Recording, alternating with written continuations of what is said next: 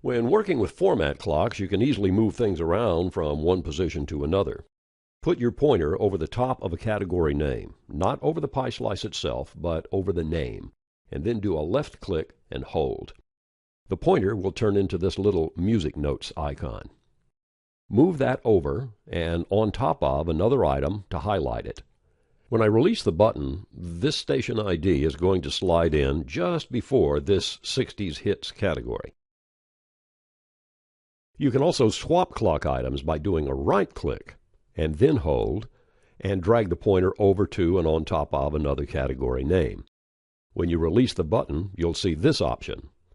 If you select Move, then the 50s hit category will move to just before the 60s hit category, as when I did the drag.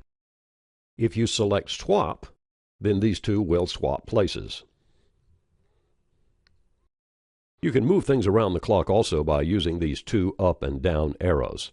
I click and select this station ID, and when I click the down arrow each time, it moves down one slot. You can change any item on a clock to make that slot become a different category. Right-click on the item name and select Properties. Here, I'm going to change this music category and this slot to make it a station ID. If you prefer working with your clocks in a log or a list view, click this button to make the switch. Click this button to go back to the clock view.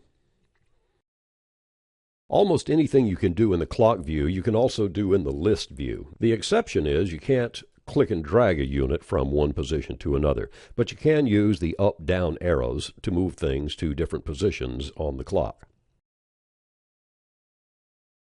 Another way to move an item is to click and select it, and then hold down the Control key on your keyboard as you use the up and down arrow on the keyboard itself to move items around.